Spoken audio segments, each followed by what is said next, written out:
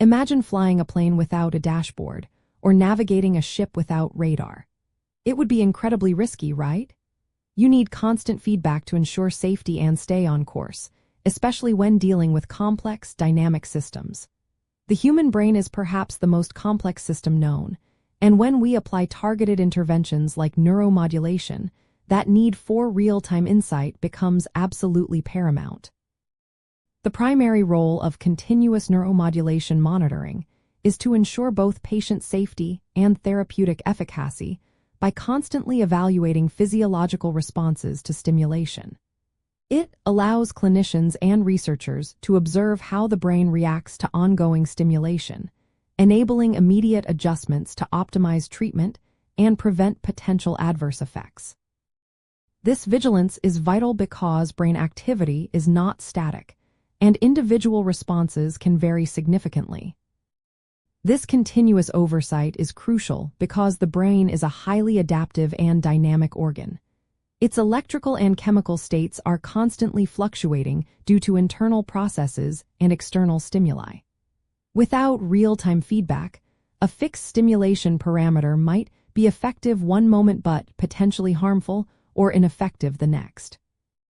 Monitoring provides the necessary data to understand these neurophysiological shifts and the brain's unique response to therapy, building authority through data-driven insights.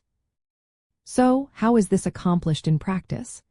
Continuous monitoring often involves collecting various physiological signals, such as electroencephalography or local field potentials, directly from the brain or scalp. These signals are then processed and analyzed in real time to detect changes in neural activity patterns, which serve as biomarkers of the brain's state.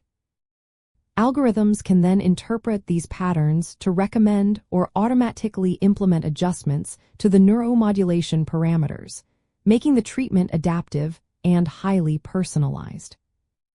This capability paves the way for advanced closed-loop neuromodulation systems.